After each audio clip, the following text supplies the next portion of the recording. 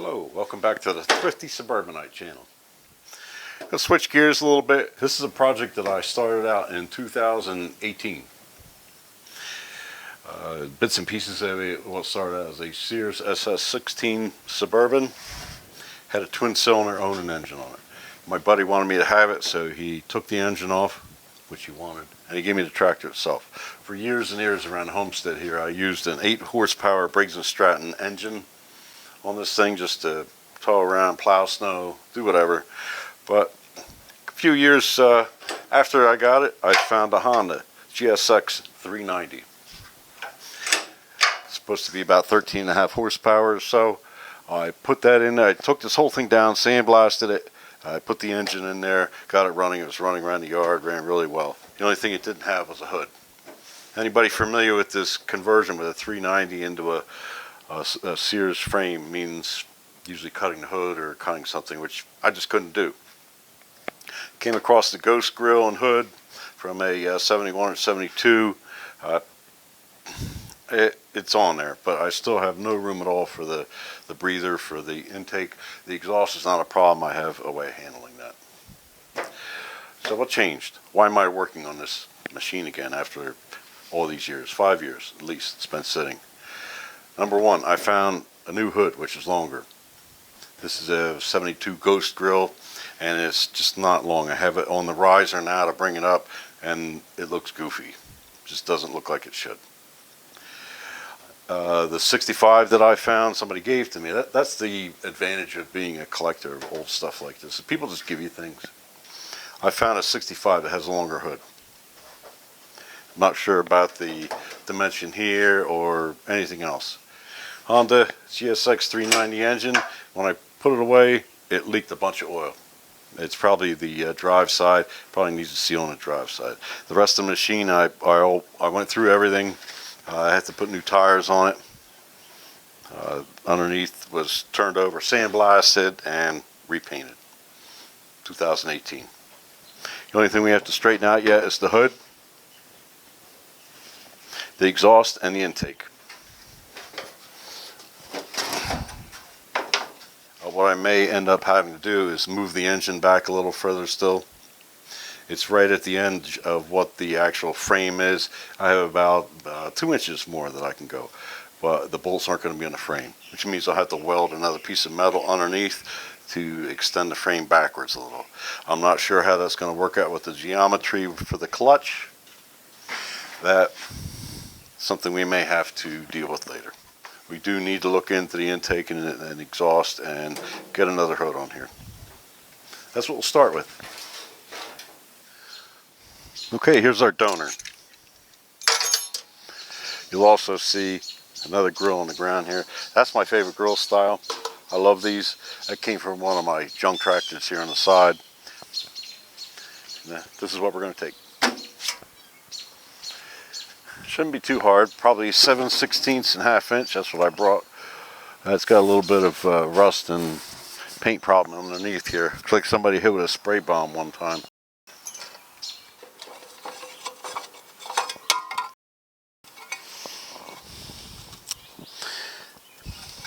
That's why you never see these back on the tractors again after they are taken off. It's just a real pain in the butt to get these on, and the hood also. Okay, it's ours now. I'm going to put this one back on. 2 reasons. Good place to put it. And the second reason is I want it to shield the engine.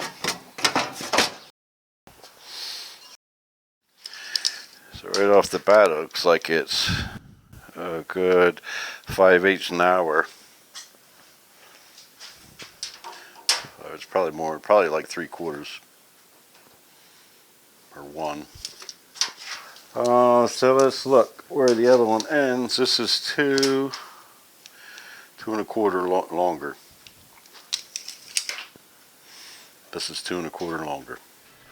Okay. This isn't going to work either, but I kind of like the way it looks. Wide front end with a narrow grill like that. But this is as far as it goes back before it hits the air cleaner. The only thing that I can think of right now is to move the motor back. I think we can get another 2 inches or so out of that if I weld a piece across the frame rails. It's going to move it back. But yeah, the 66 hood, I got the fit on there. I had to put a riser block underneath the front. Really can't see it. Maybe if I get underneath there like that. That's only temporary. And I'm going to have to cut this grill.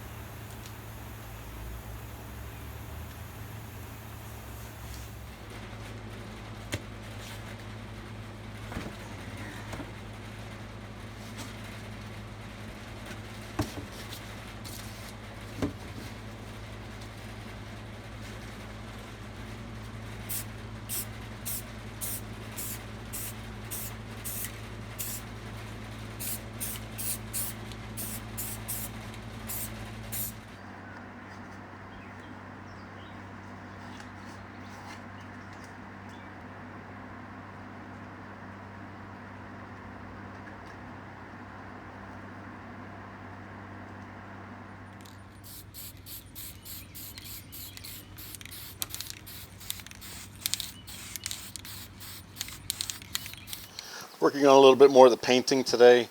I decided when I was this far along taking it apart, I'm just going to strip it down a little further. Repainted the white the dashboard. Let me see what else did we get here. Oh, you can't see the tires underneath the tarp. Let me lift the tarp up. Wheels are all done also. Tried to mask it off enough so that I didn't get too much overspray. I have the front wheels off right now too. They're over here. One still has the blue tape on it and the spray paint to go along with it. So these are almost ready to go back on. Has some more parts painted here. The hood received a coat of paint. Grill has the coat of the cat yellow.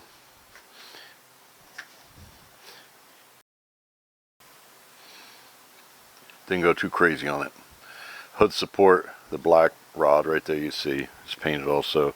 The little springy doodads that hold the things in the front of the grill and painted.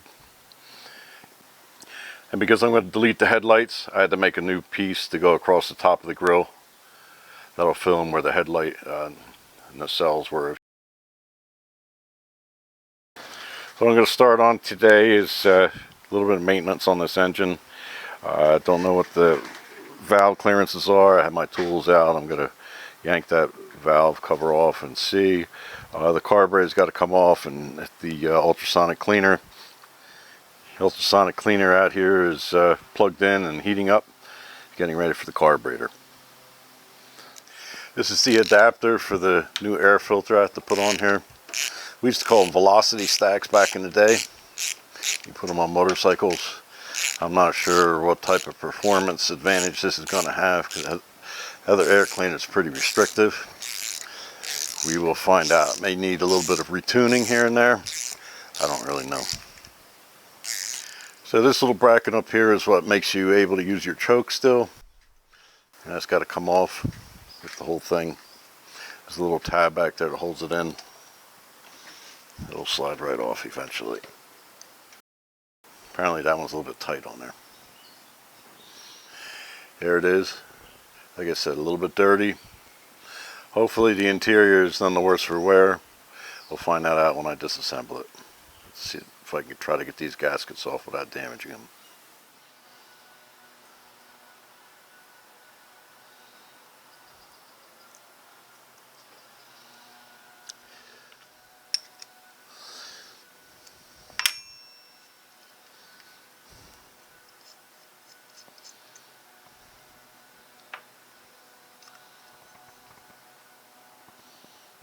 Not too bad down in there. A little bit of gunk.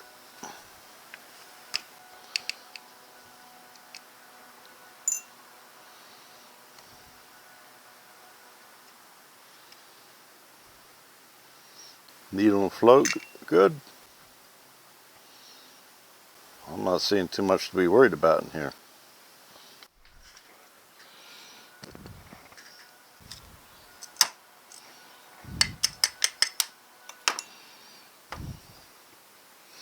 Main is open.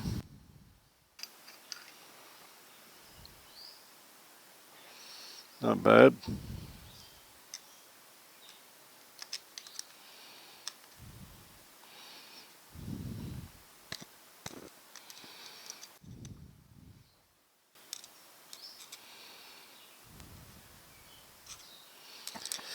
I think I'm going to leave that one be.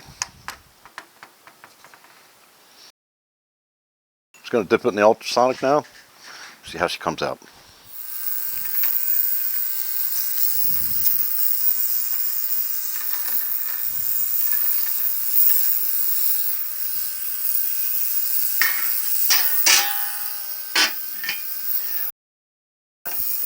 I like using this outside. You don't have to listen to that noise in the shop.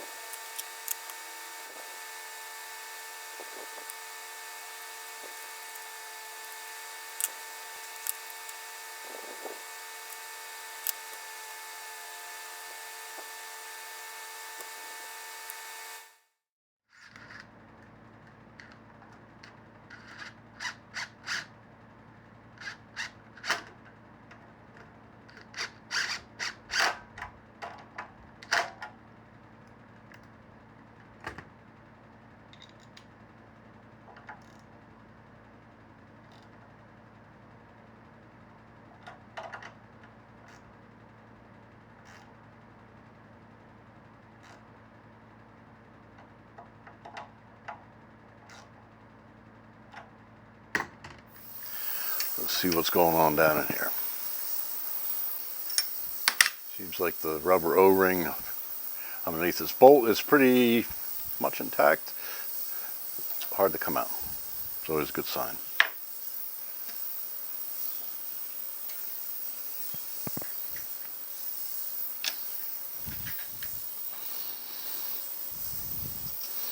Intake should be 606.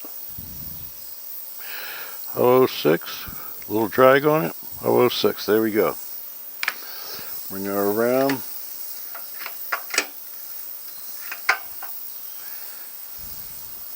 Now we're looking for 008. This is the only one that's got a little rust tab on it, obscuring the size. 008. She got just a wee bit of drag on her. Good. Nothing to do there. Button her back up. All right, moving right along. The engine's done, frame is done so far. The holes were elongated. There's a little bit of wiggle room as far as the alignment with the belt. I looked down it when I was putting it all together and got it to line up, but that's just visually. Get this put on. Step after this is to find a belt that's a suitable length. It just so happens a couple years ago when I ordered a belt for my Suburban, it came in the wrong size. So the person I ordered it from online wasn't sure exactly what size it was, because some measure outside, some measure inside. So he sent me an assortment of belts that I still have to this day. And there's an 80, 79, and 78. And this is an original from a Sears Suburban. This is a 81. I don't know what happened with the nomenclature of belts. We just called them something different back in the day, I guess, or at least I did. So yeah, I have something to play around with as far as belts are concerned. Let's get this engine on, belt on, and then fidget around with the hood a little bit. Get that all put together.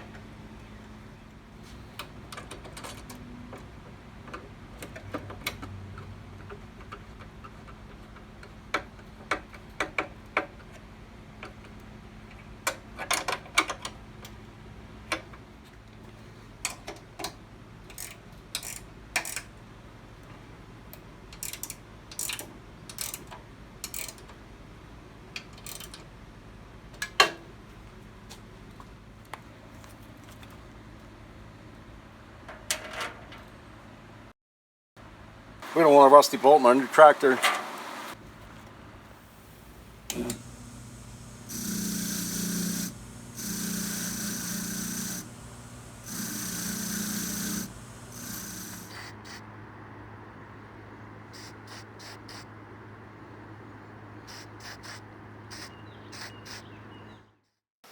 I'm moving along with the exhaust system now.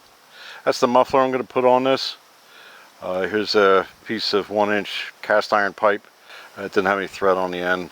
And there's an adapter that I made for the exhaust manifold there. Cut that at a 3/16 steel plate, ground to the size.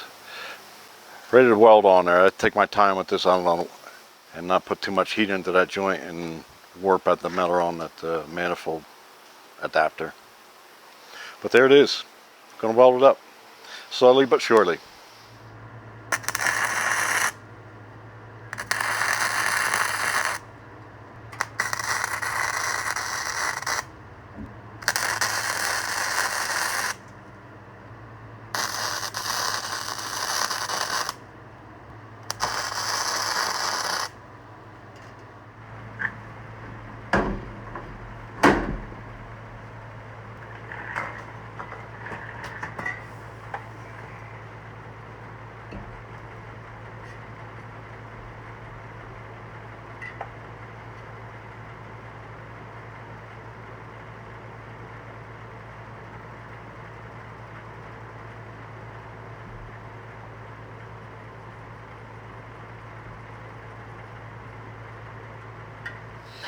It's going to run out to around right there. I'm going to be cut off. So we're going to put our muffler on. And what we have underneath here is a brace. That's going to brace our pipe up from behind.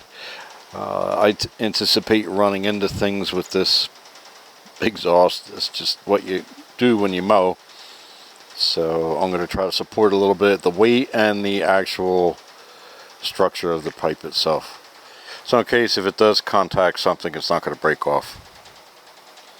I have to weld this brace onto the pipe, remove the whole assembly again, cut it off, and get the muffler on.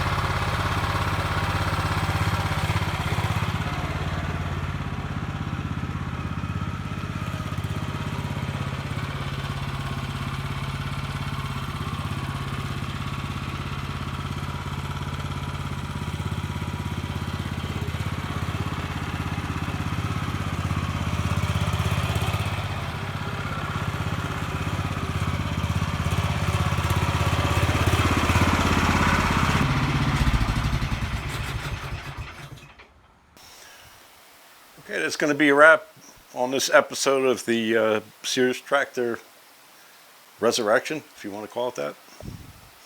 Hood, grill, air cleaner, muffler, paint, a couple things here and there. I didn't like that other white paint, that International Harvester white. I like this a lot better. The hood is not in great shape. I do need an emblem. I may have something in the stash or on one of the older hoods I could use. Don't really know. Ran good at low speeds. At high speeds, I was getting a surge. So I kind of anticipated that between the air cleaner and the muffler, there was going to be a carburetor adjustment needed. I'm going to have to go up 1 or 2 sizes on the main jet and get that fine-tuned. That's going to be fun. I actually like doing that. Axle seal leaked on this side last night. I don't know why. It's been sitting on the jack stands for about 2 weeks now. All of a sudden it decided to leak the day before I wrapped this up. But another easy job. The next project with this beast is going to be put a mower deck on it. I have a mower deck out in my old stash. I haven't seen it for a while. I know it needed new bearings the last time I used it. So I don't think they fixed themselves, and we're going to be putting bearings on the deck. Not a big problem. Done that before. It's not that hard of a job. As of right now, I'm just going to enjoy riding this around the yard. I love the way it sounds, that stack on there. Mini stack. Thanks for watching. Have a good day. Thrifty Suburban signing off.